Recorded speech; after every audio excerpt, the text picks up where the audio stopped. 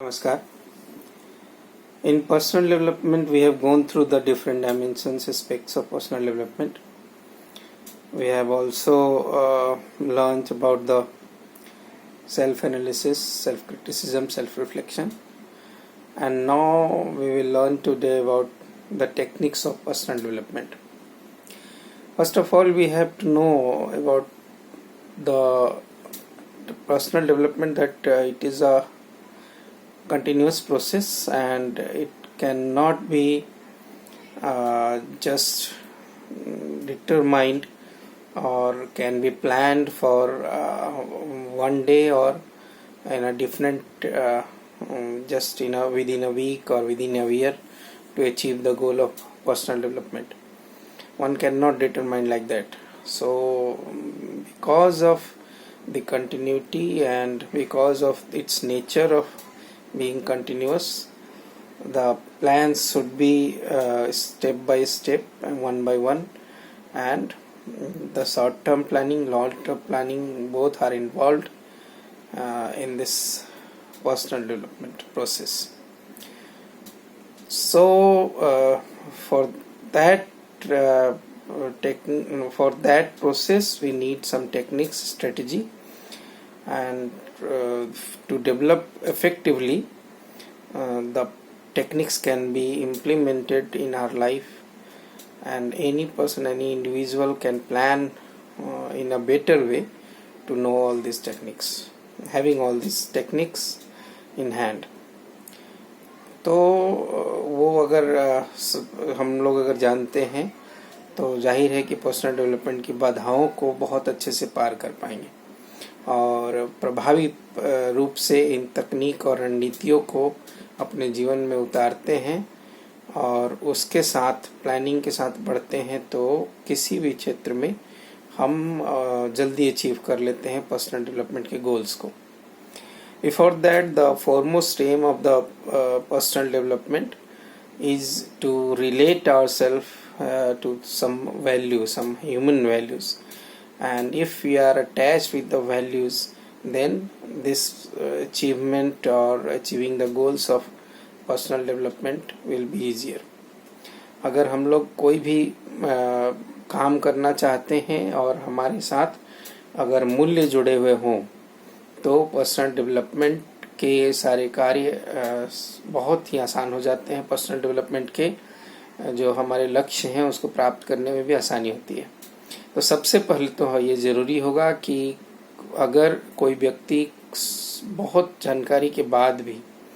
बहुत सारे नॉलेज के बाद भी अगर दुर्भावना से काम करता हो तो पर्सनालिटी डेवलपमेंट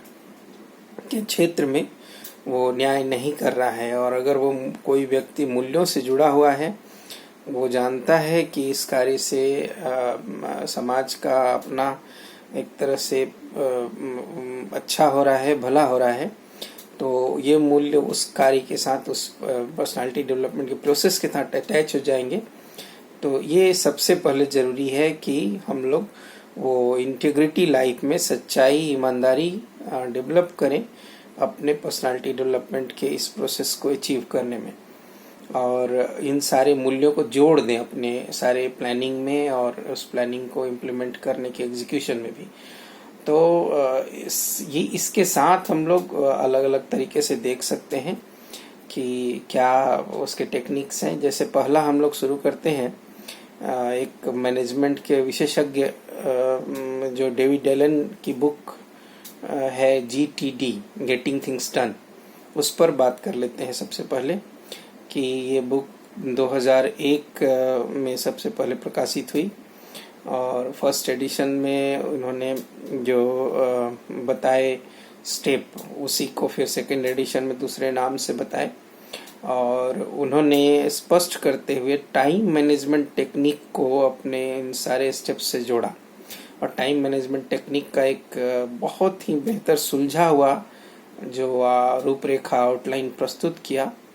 उसका बहुत ज़्यादा प्रोडक्शन के क्षेत्र में डिमांड हुआ और सभी लोगों ने पर्सनालिटी डेवलपमेंट के लिए इसे एक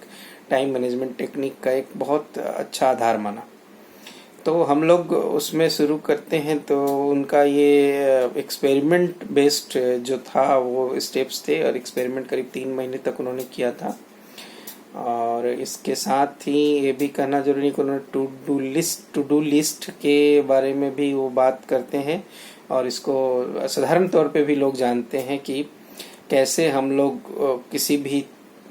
तरह की कैटेगराइज कर सकते हैं शॉर्ट टर्म जो हमें काम करने हैं अपने जीवन में, और जो लॉन्ग टर्म जो हमारे ऑब्जेक्टिव्स हैं और उन जो करने हैं बड़े समय में, लंबे समय में, उनको चिन्हित करना टू डू लिस्ट में आता है। और अपने किसी भी क्षेत्र प्रोफेशन में कहीं भी हम अगर किसी भी पर्सनालिटी डेवलपमेंट के लक्ष्य को अचीव करने की कोशिश भी कर रहे हों, तो वो टू डू लिस्ट के चलते हम दूसरे लोगों से थोड़े से बेहतर प्रतीत होते हैं और उससे आगे जा सकते हैं। इसके बाद उन्होंने जो बातें बताई वो टू डू लिस्ट के साथ जो 5 जो उन्होंने बताए हैं स्टेप्स, उसको भी हम लोग एक के बाद एक देखते हैं। सबसे पहले उन्होंने कहा कैप्चर, कि कैप्चर मतलब पकड़ के रखना। वो उन्होंने उसका कलेक्ट का नाम दिया, मतलब आइडेंटिफाई करना उन कार्यों को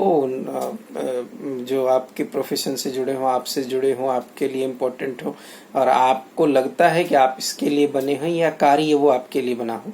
इस तरह से कलेक्ट और इस तरह से सिलेक्शन का बात आता है, आइडेंटिफाई आप करते हैं। और अगर आपने आइडेंटिफाई कर लिया, तो आप आइडेंटिफाई करने के बाद आप क्या करते हैं कि उस कार्य को एक तरफ से अपने साथ जोड़ लेते हैं कि ये हमारे प्रोफेशन से या हमसे जुड़ा हुआ है। और ये सबसे पहला प्रोसेस है आपका, कैप्चर, पकड़ के रखना, किसी चीज को सेलेक्ट कर लेना, कलेक्ट कर लेना, अपने साथ जोड़ लेना, और कार्य में पहला एक आधार तैयार करना कि ये चीजें अगर हमको ये बनना है, ये अगर हमको यहाँ जाना है, तो ये कार्य इसके साथ अटैच है, ये कलेक्शन है, ये हमें करना है। फिर उसके बाद कैप्चर के बाद उन्होंने कहा कि आपके लिए फिर जरूरी है क्लेरिफाई करना, मतलब स्पष्टीकरण देना। तो आप कलेक्ट कर लेते हैं, जब चीजें हो जाए तो फिर आपको उन चीजों को स्पष्ट करना जरूरी है कि आप वो देखें कि कौन सी चीज जो आप कह रहे थे करना है उनका वास्तव में मतलब क्या है। क्योंकि आप जानते हैं कि मीनिंग के साथ नॉन मीनिंग्स भी जुड़े रहते हैं, मतलब अर्थ के साथ अनर्थ भी जुड़ा रहता है। देन यू हैव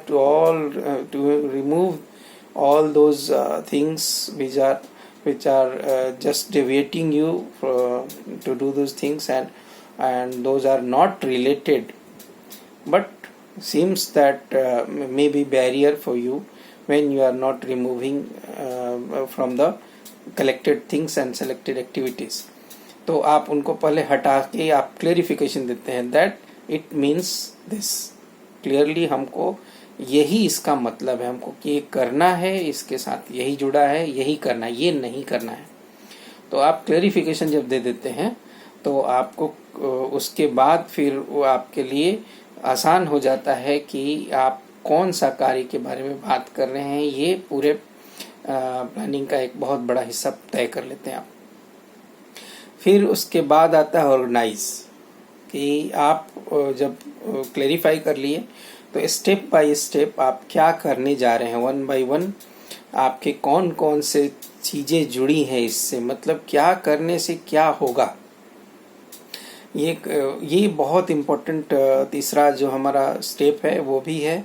कि हम लोग देखना शुरू करते हैं कि हमारे कार्य में और संबंधित कौन से कार्य हैं या कौन से यूनिट्स हैं जो अटैच्ड हैं इससे, और हमको पहले क्या करना है, बाद में क्या करना है, इसको व्यवस्थित रूप देना, ऑर्गेनाइज जो हमारा थर्ड स्टेप है उसमें आता है। फिर उसके बाद ऑर्गेनाइज होने के बाद भी एक बहुत इम्पोर्टेंट प्रोसेस जो आपके पूरे प्लानिंग का हिस्सा है, इफेक्टिव प्लान है आपके हिसाब से, वो रिफ्लेक्ट, मतलब जब व्यवस्थित हो गया, व्यवस्थित रूप आपने दे भी दिया, तो भी चिंतन के द्वारा परावर्तित करना फिर से चीजों को। ये रिव्यू सिस्टम है, जब आप के कार्य को पूरी तरह से एक बार देख लेते हैं कि ये आपके लिए कितना बेनिफिशियल है, जो रियल लुक आप देते हैं यहाँ पे और आप एकदम साइंटिफिकली उसमें ऑब्जेक्टिवली सिस्टमेटिकली आप एकदम पूरी तरह से इन्वॉल्व हो जाते हैं, इन्वॉल्व होने से पहले पूरी तरह से उसे देख लेते हैं कि ये आपके लिए फायदेमंद है या